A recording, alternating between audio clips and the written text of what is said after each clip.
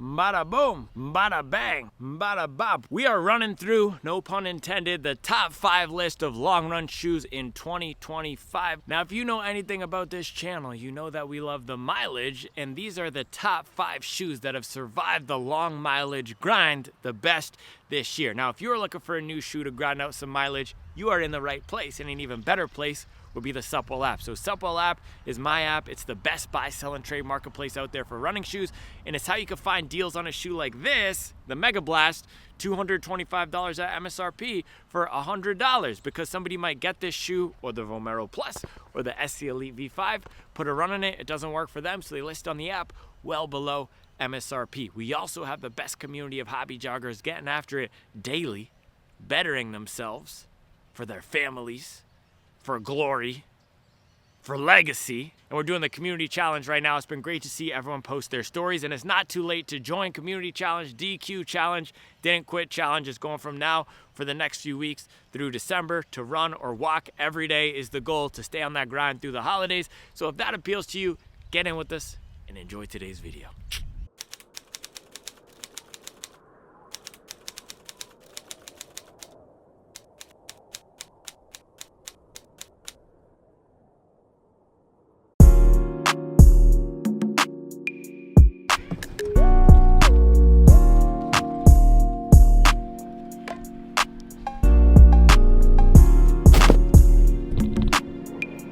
The top 5 long run shoes of 2025. We did this post for Instagram. If you're not following already, check out the Supple Running Instagram account over there, and I'm breaking it down in more depth here. So how I wanted to do it was structuring this from not from least to most expensive as I've done it in the past, and not from number 5 to number 1, but more of beginning of the year to end of the year. Because what I'm realizing as we're putting together these year-end lists, and especially with a shoe like this, spoiler alert, Vomero Plus is going to be on this list, but a lot of the time the shoes and our preferences evolve, and how these shoes connect and hit really changes based on the time of year, not based on the season. And some of these shoes actually can have a different feel to them based on the temperature, but that's not what I mean.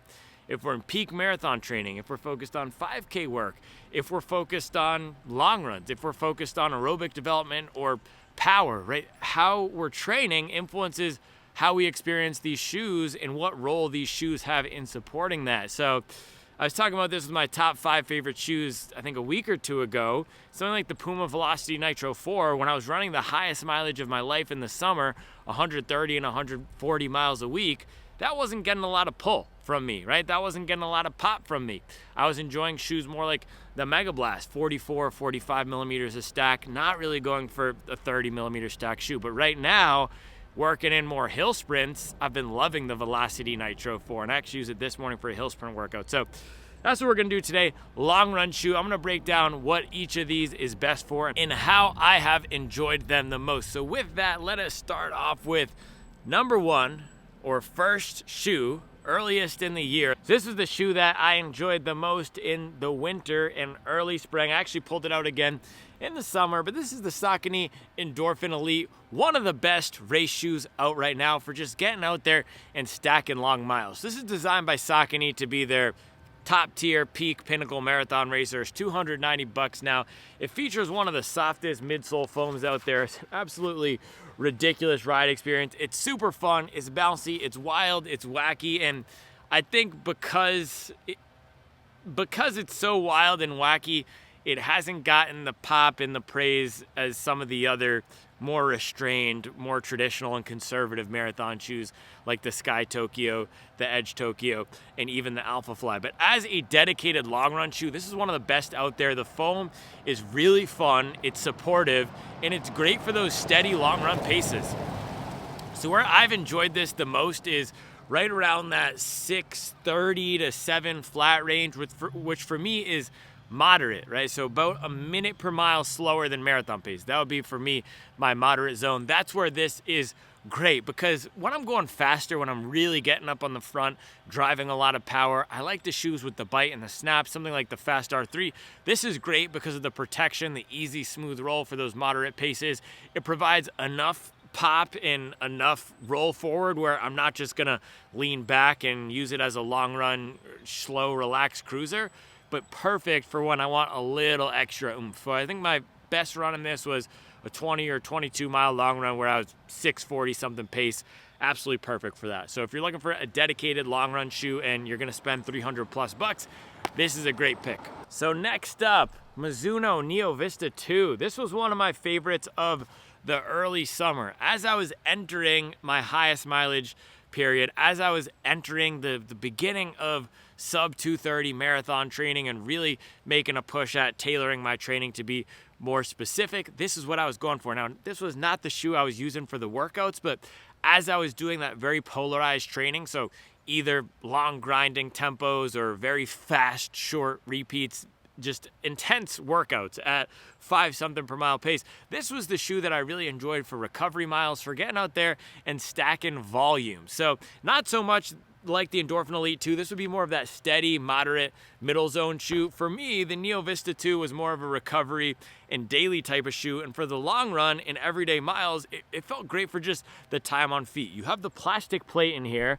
so the cool tech you're getting is a dual foam with the plastic plate, and it has more snap than you'd expect from a max cushion shoe. It has more snap than something like a Nimbus or a Vomero Plus, but it's still comfortable and has that impact absorption. It has more of a relaxed feel to it. So it's a bit of the best of both worlds. You can pick up the pace some. This is not going to be a workout shoe for me where I'm really getting down to the 5-minute paces, but you can pick up the pace some without it being too harsh and punishing at those more relaxed paces. So if you're looking for something that is highly capable of mileage, whether that's daily training mileage and increasing the volume, or a nice dedicated long run shoe at those slightly more relaxed paces, this is going to be great. I do have to say, if you're training more at that 8-9 minute pace range and your steadier moderate paces are more 7 to 8, this could be a good shoe for that marathon pace training and picking up the pace as well. Of course, it doesn't have as much snap as a Metaspeed shoe or an Alpha Fly or even the Saucony Endorphin Elite, but the trade-off here is you're getting more comfort and more impact absorption. And while it's not the most stable shoe in the world, it does have a wider base and it's just a lot easier on the legs than a carbon shoe. So it could be a good marathon pace training or tempo type of shoe for the right runner if your paces are in that 7 to 8-minute range and you're looking for an alternative to carbon. So number 3, a midsummer's mileage dream, New Balance SC Elite V5. So this is my favorite long run shoe and one of my favorite training shoes of the midsummer. Man, it's hard because so many shoes come out, and the Megablast came out and I put 200 miles on that, and of course now we have what else came out? The Metaspeed shoes, of course, came out, and I've also been testing some of these new racers that haven't come out yet. So it's just hard to go back to things like this, but I really like this during the summer. I use it almost as a daily trainer, but where it shined for me was almost like the Neo Vista and the Saucony Endorphin Elite, slightly slower than race pace miles. However, this is a highly capable marathon pace shoe for a lot of people. Even for me, where my marathon pace, trying to get it down to the 5s, it still felt capable. So SC Elite V5, you get the full PIBA midsole, 100% PIBA midsole with the carbon fiber plate. You get the snap, but very similar to the other 2 shoes here, and you're seeing the trend, not too harsh and punishing. So that's what makes a great long run shoe for me. You have enough assistance where it encourages you to keep going, to pick up the pace, but it doesn't feel too harsh and punishing at those slower tempos, and it doesn't fatigue later into the long run. So SC Elite V5, this is going to be a great one if you want something specifically for marathon pace style long runs and you want a long run shoe that can double as a workout shoe. So if your workout paces are 6 minutes, 7 minute, 8 minute, this is perfect. It feels like this was tailor made for that 3-hour to 3:30 marathon fitness type of runner, that around 20 to 25 minute 5K runner. It feels like this was tailor made for that type of runner as a race shoe and as a workout shoe. The comfort is just fantastic. You get this pillow around the heel counter here. You get a decent amount of padding on the upper. I mean, much better than that Supernova Rise 3 that I had yesterday. And the upper in general is just fantastic. Bonus, it also looks great. One of my favorite looking race shoes of the year. The rubber coverage is great. Overall, just a great shoe, man. I really want to take this out. It's almost, man, should I wear this for the turkey trot? That'd be kind of fun. The thing is, I'm running the turkey trot with my sister, I think, so I'm going to be going at her pace, so It's kind of aggressive to take out the SC Elite V5 for a 10-minute pace turkey trot for me, but that could be fun. I don't know. So yeah, this is the one to get if you want a very versatile race shoe, comfortable race shoe to also double as a long run and or workout shoe. Now, going to the late summer, you already know what it is. It's the Asics Megablast, baby. $225. This was my favorite shoe of the late summer, and again, as I'm putting together these lists, I'm looking back at my favorite shoes of the year and thinking about the periods of training associated with them. This is a hard one for me because I was loving this shoe and I put a lot of miles on it, but it was also during the worst period of my year, just personally, professionally, training-wise. I was really struggling when this was at the top of the pile for me. That's when right before I ran the horrible marathon in my training, just went off the rails there. So yeah, it's hard. It's hard because these shoes, we're not computers. I'm not a robot. I do have emotions connected with the shoes. And I've talked about this before. We could talk about unbiased all we want. We have our biases connected to brands, to products. It could be something as simple as our bias is we see a max cushion shoe like the Vomero Plus, and we're biased to think it's more comfortable than a plated shoe like the SC Elite V5, right? So I'm now biased when I look at the shoe to think about it in the context of a tough period of training. However, it's still a banger, man. This is a great shoe. So what you're getting here in terms of the tech is about a 45 millimeter stack of the FF Turbo Squared. Speaking of the Instagram, we have another post going up today. It's a BRM banger, a Barrett Reed Maroney banger. He pulled 9 categories with the top tech across them. So this was the top daily trainer tech shoe, or top midsole on a daily trainer. Is bouncy, is energetic. It really shines once you get it going. And I think the main downside with this shoe is it just really wants you to get it going, even more so than something like the Saucony Endorphin Elite 2 and the SC Elite V5.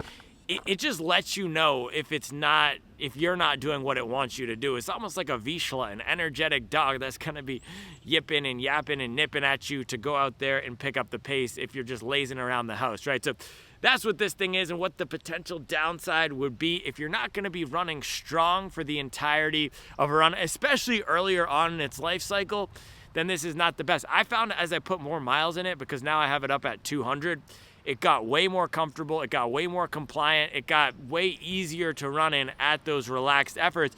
And the other thing is, if you really are gonna get this as a do-it-all shoe, it starts getting a lot softer once you're running in it every day or every other day, versus having it as that rotation shoe where you run in it once or twice a week. It is not as comfortable as if you use it as a daily trainer. So I've talked about it as a chameleon shoe. If you want to use it as a speed training shoe and pull up for your 1 or 2 workouts a week, it will be proficient at that, and it'll retain the snap and bounce. If you want to use it as a daily trainer, it does soften up and get a lot more comfortable for those types of miles. So if you're using it as a long run shoe, it's going to be best for those tempo style long runs. It's going to be best for the long runs where you're picking up the pace more.